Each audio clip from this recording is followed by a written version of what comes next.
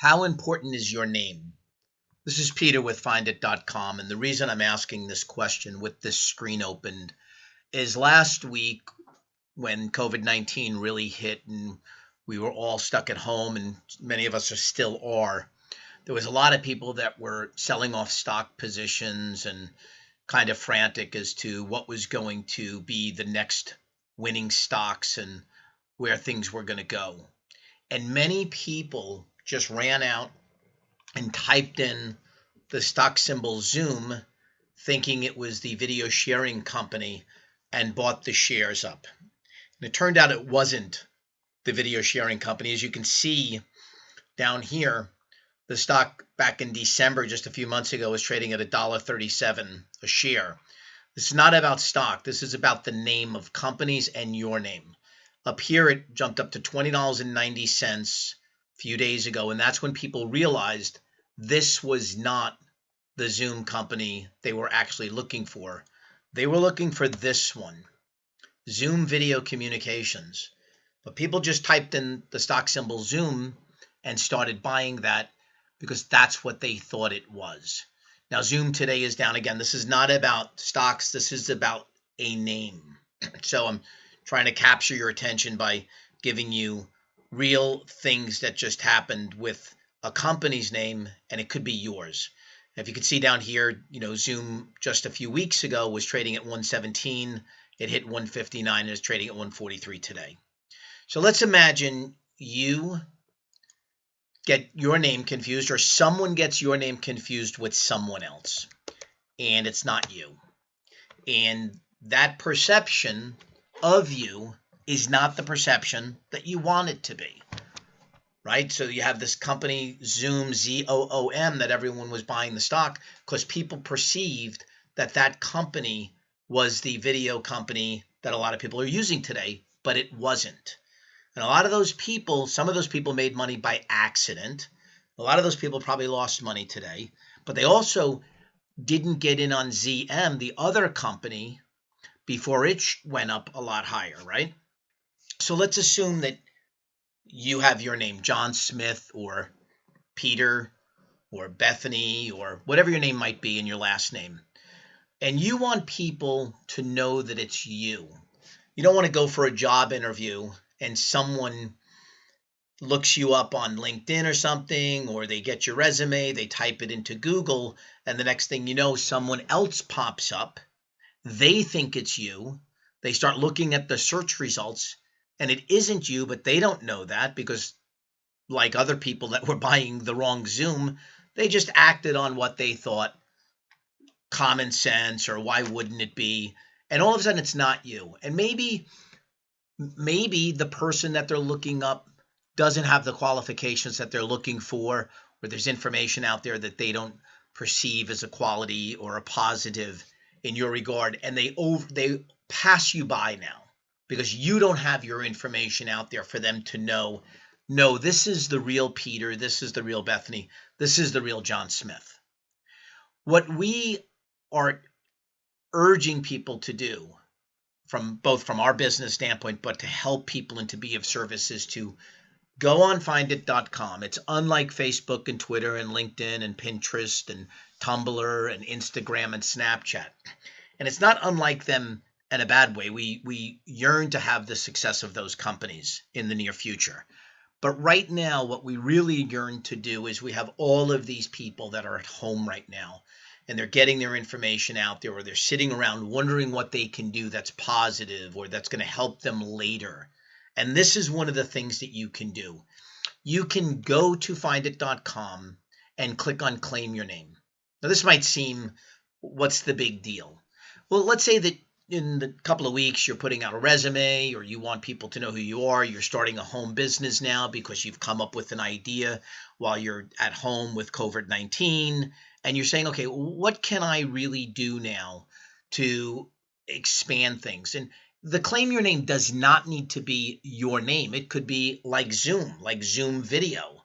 Now, by claiming your name on Findit, and again, it can be your own name, it could be the name of your business, it could be something that you want to be identified for or identified as. So let's say that your name is John Smith. You would type into right here where I am, John Smith, and you can put it all in as one word, and you can see if that name's available. It says, great, that name is available for only $7.95. Like a domain on GoDaddy, you would just click on claim your name. I'm going to log into this account that we have. And as I'm logging in, I'm going to be directed to findit.com/John Smith. So there's your name now. I can add this to the cart. We have a Prime package too. This is a very good package for businesses.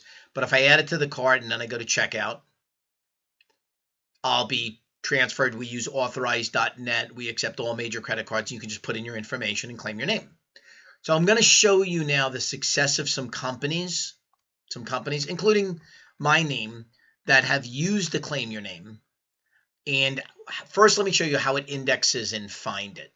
So Calv Monster is a yoga instructor in California. He has the name Calv Monster. That's what he goes by on Instagram. So if you type in Calv Monster in Findit and you click on members, of course he's going to index number 1 on that. But also, if you go to Google and you just type in Calv Monster, and he might be indexed better with Findit as Calvin Corzine. But if you click on Calv Monster, he's on Instagram, but his second result is Findit above Twitter. The images here are of him on Findit. That's of him on Findit. This is him on Pinterest. That's of him on Findit. That's of him on Findit. So right here, you've got the number 2 search result. His images are from Findit. And then, Pinterest is way down here. Nothing against Pinterest, but if I'm looking at someone that I maybe want to hire, maybe I'm gonna go look at Instagram. But if I click on Findit, I've got Calvin's information right here, where he works. Yoga works in Santa Monica. I've got his information about him, where whatever you want to include is in there.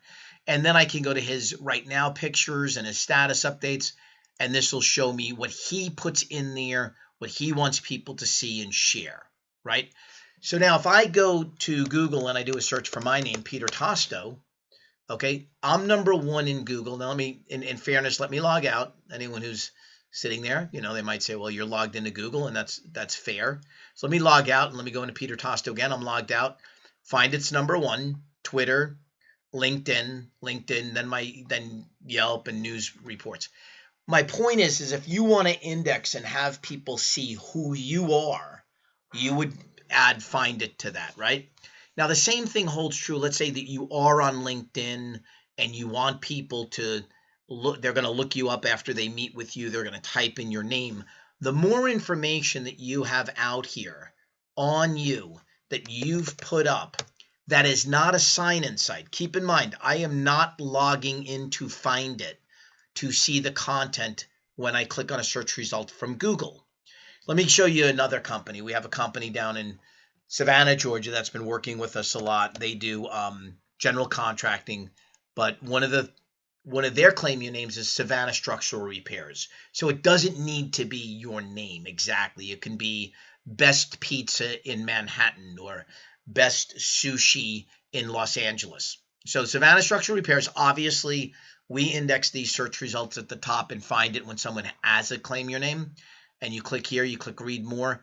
This is their profile. I'm going to follow them. This is their profile on findit.com. Again, here's their information. Here's their address, their phone number. Now, they own findit.com/Savannah Structural Repairs. They are a client of ours, so we do a lot of their content. We post for them monthly. But if we didn't and they wanted to post for themselves, they can.